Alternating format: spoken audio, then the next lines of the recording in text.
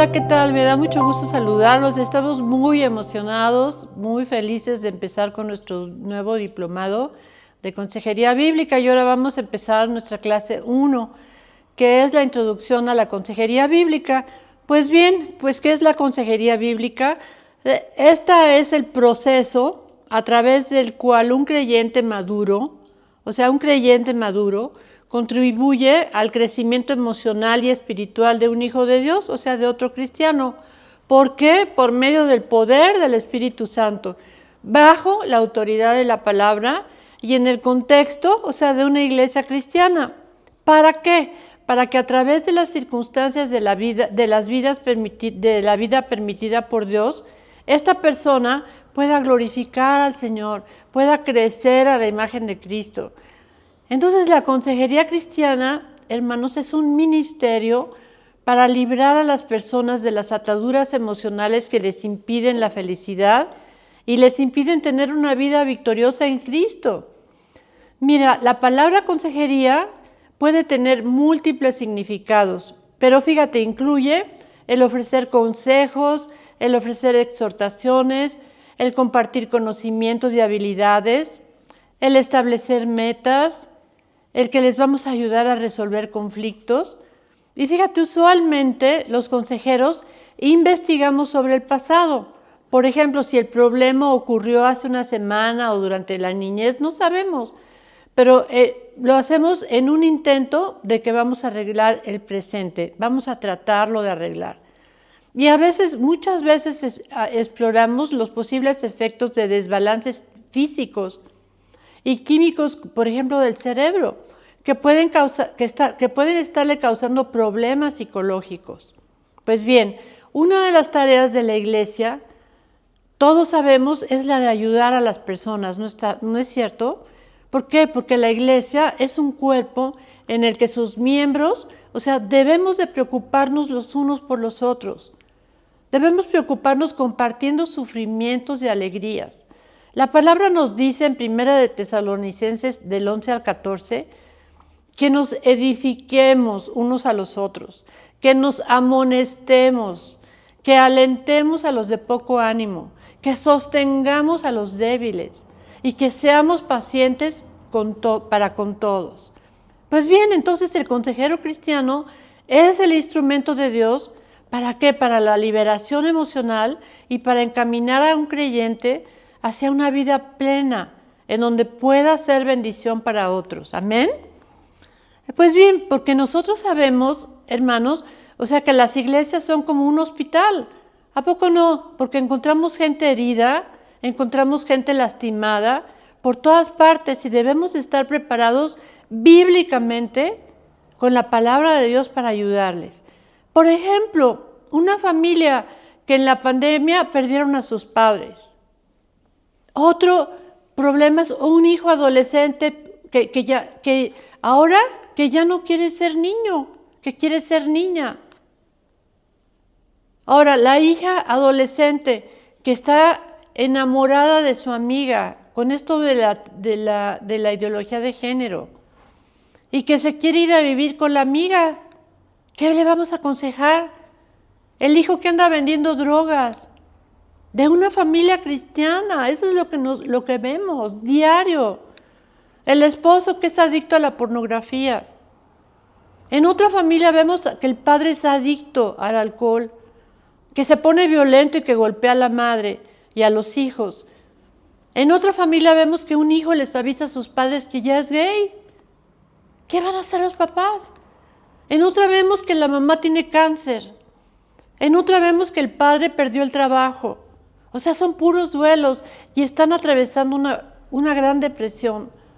Otra hemos visto que ha tenido intentos de suicidio. Entonces, ¿cómo vamos a apoyarles en la iglesia? Los consejeros, los padres de familia, los pastores. Porque ¿sabes qué? Que los pastores se encuentran saturados de trabajo. Tienen problemas a su alrededor y no hay nadie capacitado para ayudarles. Los consejeros cristianos debemos de tomar en cuenta, fíjate, en primer lugar, que el Espíritu Santo, tenemos que tomar al Espíritu Santo como el mejor consejero. Como dice Juan 14:26, pero el Consolador, que es la palabra Paracletos, el Espíritu Santo, a quien el Padre enviará en mi nombre, Él les va a enseñar todas las cosas y les recordará todo lo que yo les he dicho. Pues bien, mira, la palabra Consolador también puede ser traducida como ayudador, que en el original, ¿sabes qué significa? Una cosa muy linda, porque dice, es el que defiende la causa de otro ante un juez. Es el que defiende la causa ante un abogado. Es como un abogado defensor. Eso es un asistente legal, o sea, es un abogado en potencia. Entonces, es evidente la razón por la cual decimos que el Espíritu de Dios es el mejor consejero y nadie como Él para fortalecer, para ayudar, para consolar, para enseñar y que recordemos lo aprendido. Entonces, su ayuda va a ser vital en nuestro proceso de consejería y no simplemente deseable. Fíjate, en consejería bíblica siempre hay una pregunta crucial por hacer antes de evaluarlos y de dar un consejo. ¿Cuál es la opinión? ¿Cuál es el veredicto de la palabra de Dios sobre este tema en consideración? Entonces dice Jesús, pero cuando el Espíritu de verdad venga, los va a guiar a toda la verdad, en Juan 16:13. Entonces, esta función es vital, hermanos, en el proceso de consejería, tanto para el consejero como tanto para el aconsejado. Tenemos que tocar la puerta de Dios. Tenemos que buscar la asistencia del Espíritu Santo. Hermanos, hoy en día estamos muy poco habituados a depender del Espíritu Santo, ya que es más fácil llamar a un amigo, a un consejero, a un pastor. Está bien que lo llamemos para conversar sobre nuestros problemas. Pero en segundo lugar, debemos de tener en cuenta siempre, que la palabra de Dios va a ser nuestro marco de referencia e instrumento de santificación en todos nuestros procesos de consejería. Y es evidente que no vemos las cosas como son, sino como nosotros somos. Por eso cada evento de la vida va a tener dos lecturas, por ejemplo, una terrenal como nosotros lo vemos y una celestial o una espiritual como Dios la ve. Entonces, claro, o sea, Dios ve la vida como Dios y nosotros como humanos que somos, ¿verdad? Entonces, vamos a imaginarnos ahora la diversidad de opiniones, la diversidad de consejos existentes a la hora de evaluar un problema, la diversidad para solucionar un conflicto.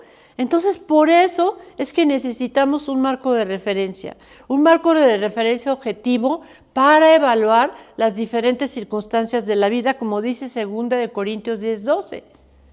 Mira, en consejería bíblica siempre vamos a tener una pregunta crucial que vamos a hacer antes de evaluar y de dar un consejo. ¿Cuál es la opinión de la palabra de Dios sobre el tema en consideración?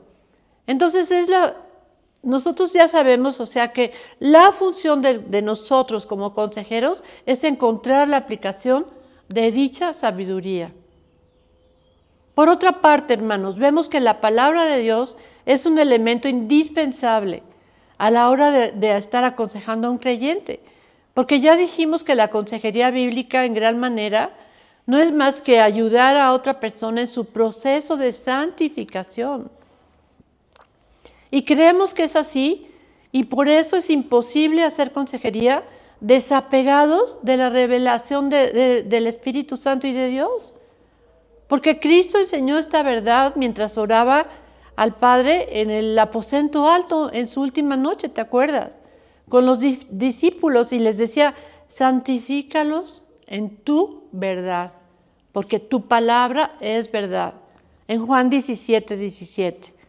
Entonces, la palabra, hermanos, se representa como el martillo que está despedazando la roca.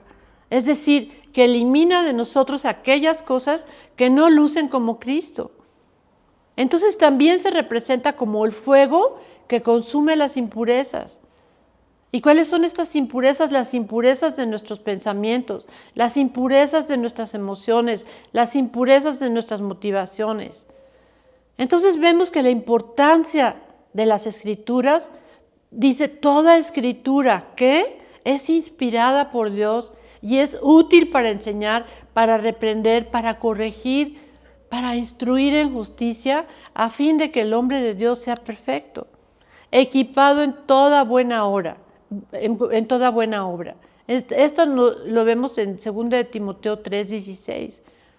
Entonces, al usar conceptos bíblicos en la consejería, vamos a poder enseñar a las personas en la manera en que se deben de conducir, en la manera en que se deben responsabilizar por sus acciones. Como vemos en el Salmo 119:24, dice, tus testimonios son mis delicias, tus testimonios son mis consejeros. Entonces, bien, aunque los consejeros cristianos a menudo utilizan habilidades en el campo de la psicología, como yo soy psicóloga, y la consejería secular, pero reconocemos los psicólogos cristianos que la Biblia, no la psicología, es la autoridad final.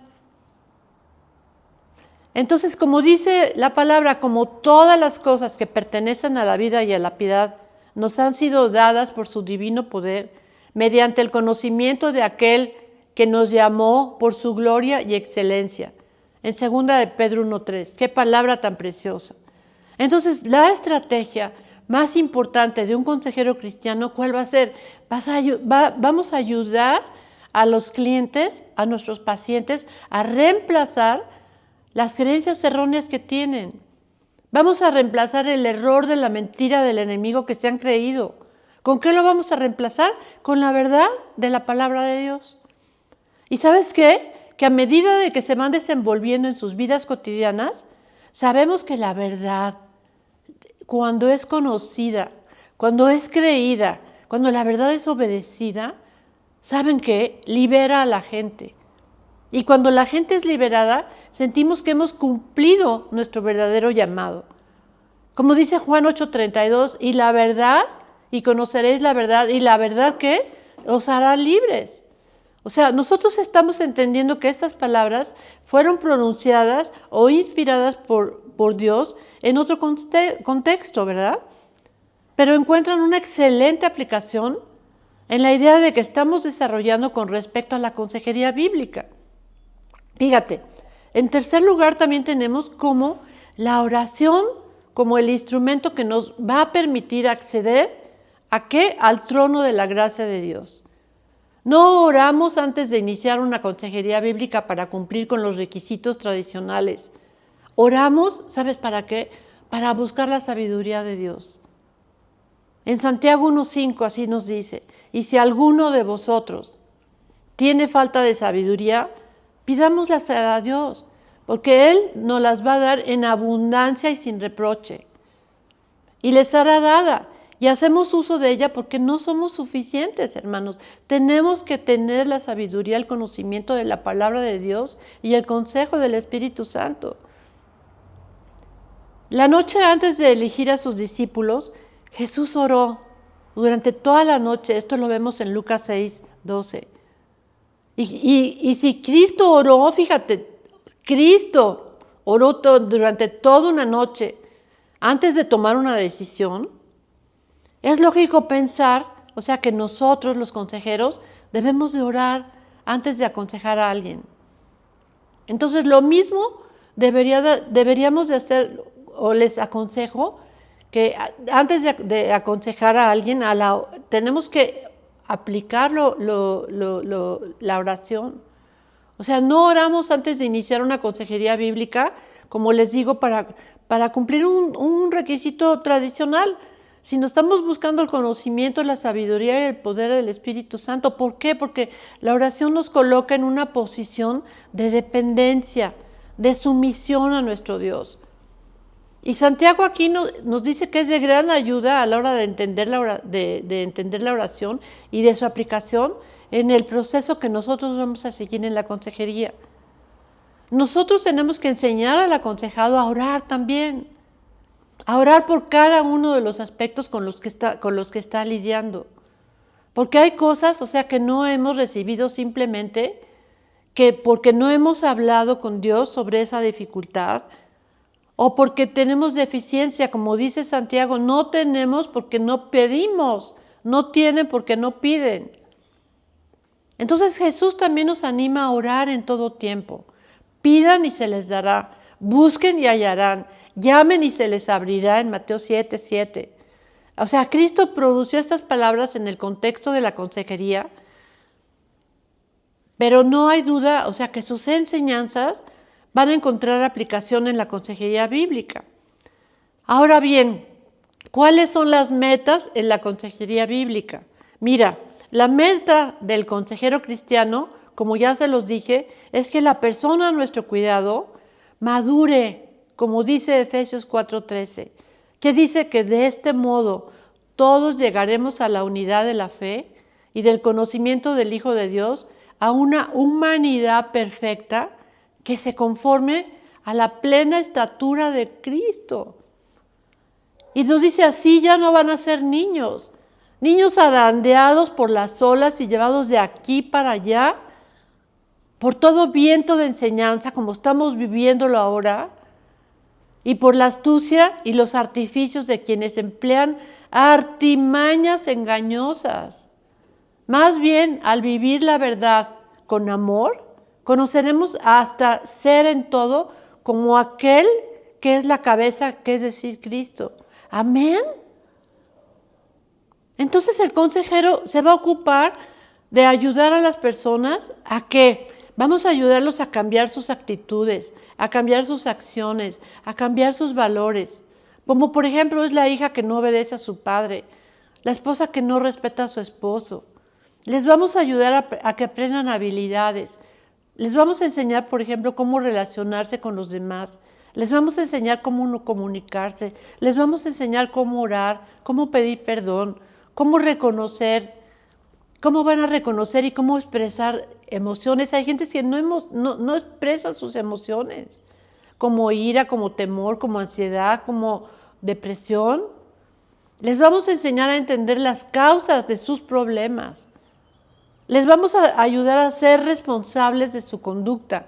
A ser responsables de su conducta es tan importante, hermanos, porque mucha gente les echa culpa de sus problemas a sus papás, a su esposa, a su esposo, y ellos son los mismos culpables. O sea, tienen ellos que reconocer su pecado, lo tienen que confesar y experimentar el perdón de Dios. Les vamos a ayudar a tomar decisiones inteligentes. Les vamos a ayudar a aceptar ayuda y ayudar a otros. Les vamos a ayudar a reconocer y tomar decisiones en relación a futuros problemas que puedan surgir. ¿Cómo ven? Entonces vamos a ver las características del consejero.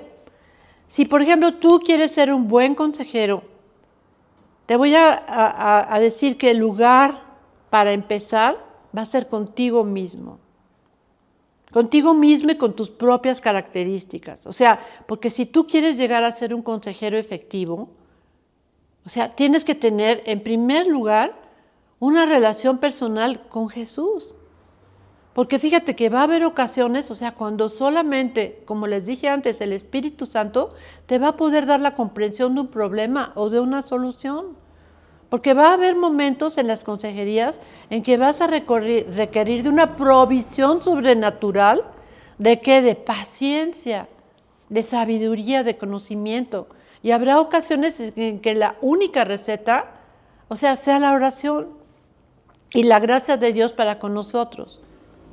Fíjate, el consejero necesitas conocer la Biblia, necesitas conocer sus principios básicos, porque es de suma importancia. Yo no te digo que lo leas, digo, de pe a pa, pero pues que vayas memorizando, que la vayas estudiando. En tercer lugar, tienes que depender del poder de Dios. Dice Proverbios 3:5, fíjate de Jehová de todo tu corazón y no te apoyes en tu propia prudencia. Esto es bien importante a la hora de aconsejar. Porque todo consejero cristiano sabe que no tenemos conocimiento, no tenemos sabiduría, no tenemos influencia, no tenemos poder suficiente para hacer todo lo necesario para la persona a la cual deseamos ayudar, ¿no? Entonces, tenemos la necesidad, hermanos, de tener la dirección, de tener el poder de Dios. Y vamos a ver la ética en el consejero, por ejemplo. Les voy a dar algunos principios de buena ética de los consejeros. En primer lugar, yo siempre les digo a mis alumnos, o sea, que tengan mucho cuidado a la consejería del sexo opuesto. Esto, por ejemplo, yo les digo, los hombres con los hombres, las mujeres con las mujeres, los jóvenes con los jóvenes, pero nada de que un joven va a aconsejar a una jovencita, nada de que un señor va a aconsejar a una señora, y menos afuera de la iglesia. Tienen que ser matrimonios aconsejando a matrimonios, mujeres a mujeres, jóvenes con jóvenes, porque es peligrosísimo en las manos del enemigo. Porque solamente porque un consejero es cristiano, ¿sabes qué? No es garantía de que él o ella no vayan a ser atraídos por el sexo opuesto. Yo he tenido muchos casos que de veras el enemigo les ha tumbado el ministerio, les ha tumbado el matrimonio. Entonces, dar consejería, fíjate, implica una relación bien estrecha, muy emocional y muchas veces, o sea, incluye el compartir problemas personales y hasta sexuales. Entonces, ¿cómo vas a estar hablando con alguien del sexo opuesto, de tus problemas personales y de tus problemas sexuales? Aguas ahí. Tengan mucho cuidado. Tenemos que mantener el propósito de la pureza en la consejería. O sea, los consejeros, como les digo, no vamos a dar consejería en un coche, en un Sanborns, en un Vips o en apartados. Tiene que haber una oficina, tiene que haber un lugar en la iglesia a donde se pueda ministrar, no enfrente de mucha gente, pero sí que estén cuidados. Entonces, el consejero prudente va a tener que tener mucho cuidado en estas situaciones relacionadas con el sexo opuesto. No puede ir un consejero solo a la casa de una mujer. Esto es ridículo, pero he tenido casos así. O sea, no va a aconsejar a una mujer, como les digo, en su coche, o no la va a aconsejar en una oficina, o no la va a aconsejar en un bar, por ejemplo, que también he tenido, imagínate, dándole consejería a una mujer en un bar. Entonces, por regla general, los consejeros prudentes asesoran a mujeres solamente, ¿sabes qué? Cuando está alguien más presente como su esposa, o como otra mujer, como otra persona, o que a un hombre, o sea, lo ministra un hombre y a una mujer. Y lógicamente, o sea, pues la esposa del consejero es la que lo puede acompañar. Esto es para consejería de matrimonios. Ahora, en segundo lugar, nosotros tenemos que tener una confiabilidad total, y tenemos que ser confiables. ¿Por qué? Porque el amor protege, porque el amor cuida. Porque fíjate nada más, o sea, la persona viene a hablarnos de un problema, o sea, y esta persona espera, o sea, que el consejero guarde el secreto, guarde la forma confidencial de toda la información que nos ha dado. Hay veces que te cuentan unas cosas tremendas. Entonces, eso tenemos que guardarlo con Dios. O sea, Dios está de testigo. Y a pesar de que el consejero, o sea, pueda tener las mejores intenciones, ¿sabes qué? Que existe el peligro de que lo revele, por ejemplo, o sea, por accidente. Y que revele parte de esa información. Yo he tenido casos, o sea, de que los consejeros que son líderes de oración o que son pastores, digo que les vienen con un problema y por favor vamos a orar por el problema de fulano de tal, y toda la iglesia ya se enteró de su problema. ¿Sabes qué pasa? Que el aconsejado no vuelve. Y entonces estamos pervirtiendo la obra de Dios y el ministerio de consejería. Entonces, para evitar esto, debemos de tomar la determinación y debemos de tomar el compromiso con la ayuda de Dios que nunca vamos a hablar acerca, o sea, de los problemas de nuestros aconsejados. Nunca. O sea, especialmente pues en forma de crítica. También en Primera de Pedro 3:10 nos dice, el que quiera amar la vida y gozar de días felices, que refrene su lengua del mal. No lo podemos hablar. Hay dos casos que yo sí les recomiendo que sí lo hablen con su pastor. En casos de suicidio, o sea, de intento de suicidio, eso sí lo tenemos que hablar o con los papás, porque viene un joven que se quiere suicidar o un señor, entonces eso sí necesitamos ayuda y lo tienen que saber los pastores. O en caso de abuso sexual infantil. O sea, si nos viene, por ejemplo, la mamá y dice que el papá o el padrastro o el tío está abusando sexualmente, eso lo tenemos que hablar con el pastor y se tiene que tomar un asunto legal en eso.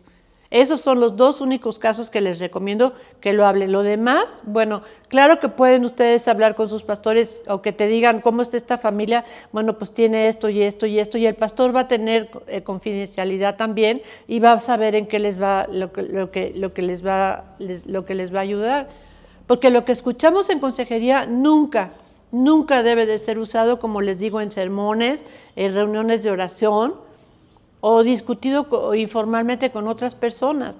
¿Por qué? Porque lo que el aconsejado nos revela, hermanos, le cuesta tanto trabajo y debe de ser considerado que no lo vamos a divulgar a nadie y menos sin el permiso de la persona. O sea, el consejero, mira, no debemos contar a un asesorado, o sea, los problemas también de otro asesorado. Ni debemos usar nuestras experiencias sabidas, o sea, en nuestra vida o en función de consejeros, nada. Nosotros hagan de cuenta que somos no transparentes, sino que nos tenemos que mantener en una ética profesional. ¿Por qué? Por el amor al Evangelio y por el amor al ministerio de la consejería.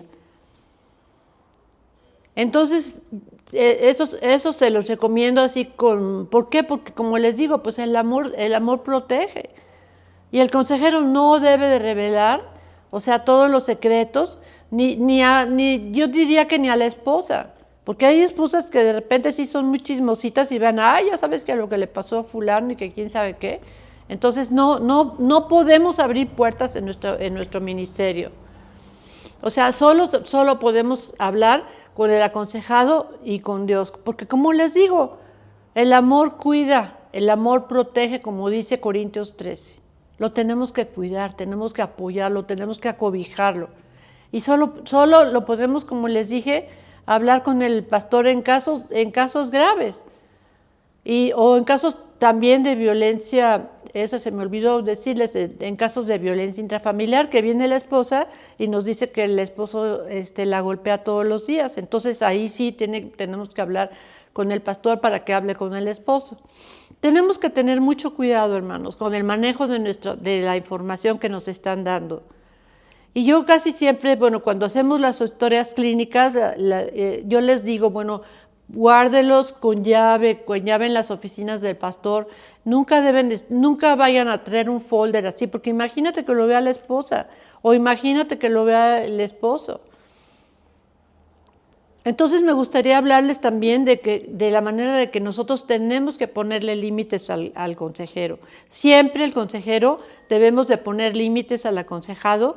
¿En cuanto a qué? Límites en cuanto al tiempo, porque hay gentes que se creen que tienen 2 horas, 3 horas, y no, o sea, les tenemos que dar máximo 1 hora, 1 hora y cuarto, 1 hora y media. Límites en cuanto al lugar, límites en cuanto a las llamadas de teléfono.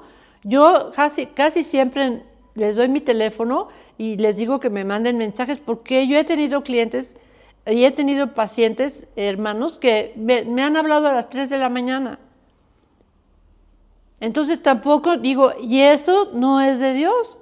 O sea, tenemos que hablarles al que nos manden texto o lo que sea, pero hay que tener límites con ellos, o que nos manden un texto o lo que sea. Y yo, de plano, yo ya tengo muchísimos años de desconectar mi teléfono a las 10 de la noche y me olvido, porque me han destruido, mis noches de paz, porque me hablan a las 3 de la mañana y ya no me puedo volver a dormir.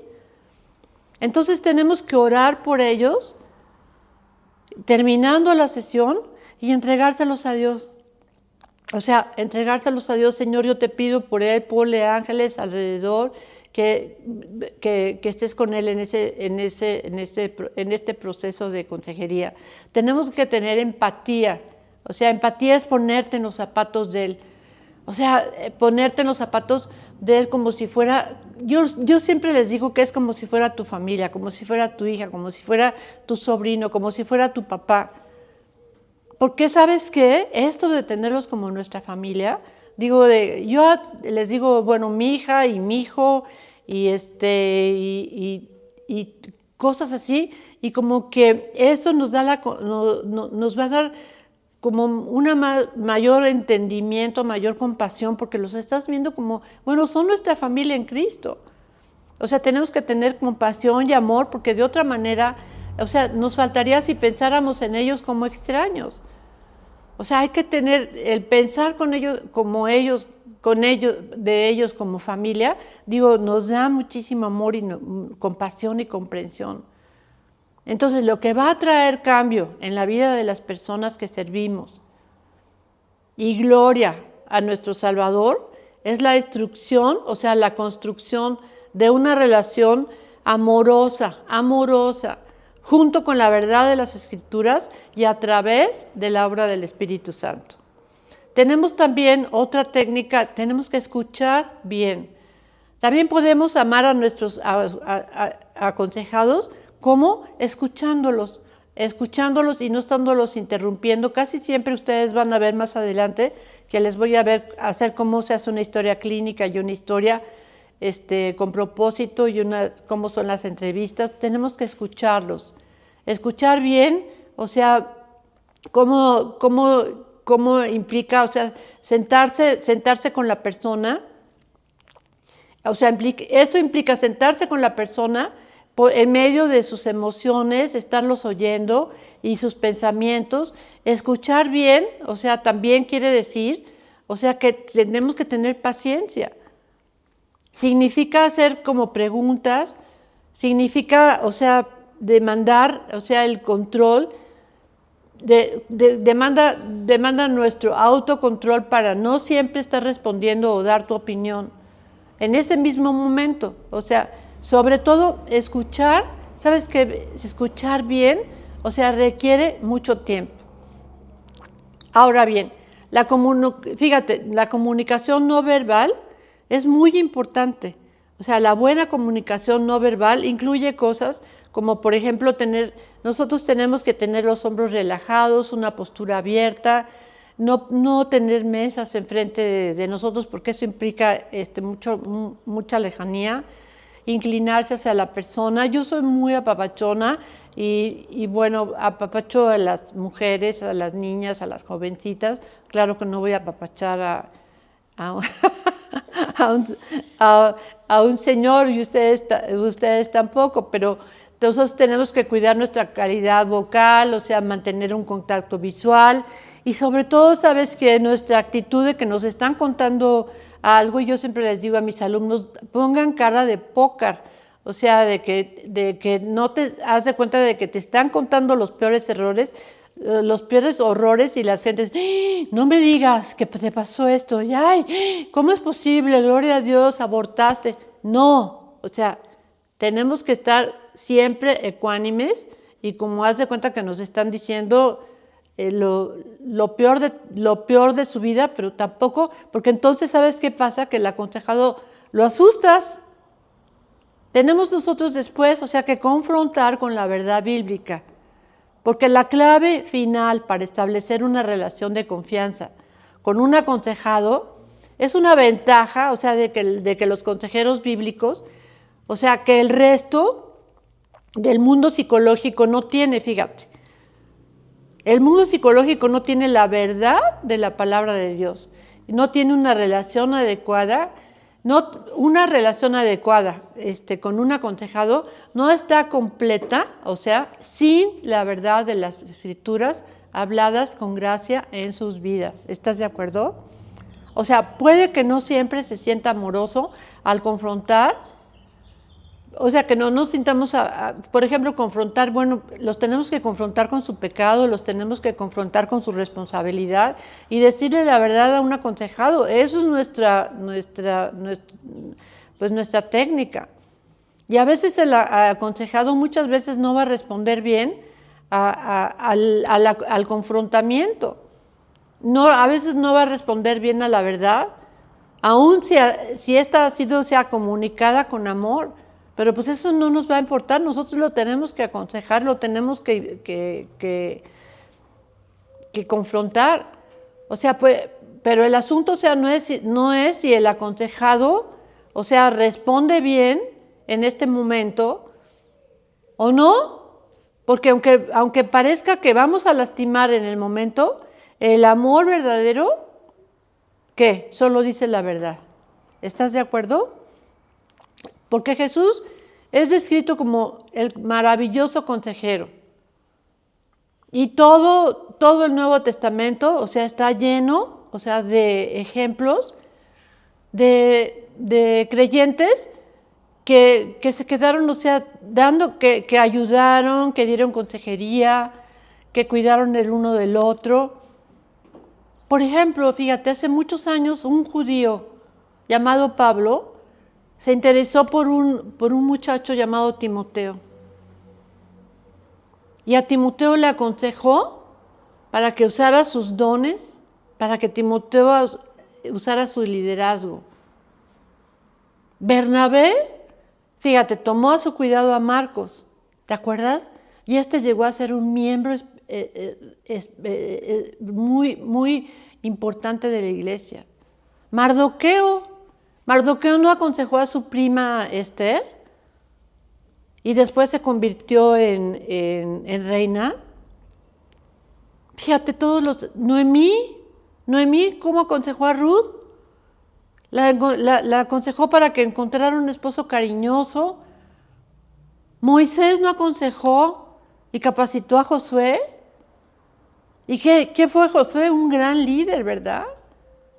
¿Y saben qué? Que ninguno había tomado clases de consejería. Pero conocían la palabra de Dios. Y fueron guiados para ayudar a otros y para cumplir el propósito de Dios. Hermanos, ustedes también están aprendiendo.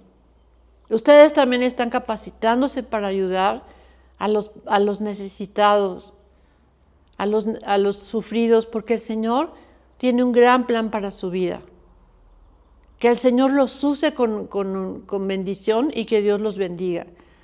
Y realmente es mi oración y es mi deseo que este programa glorifique a Dios.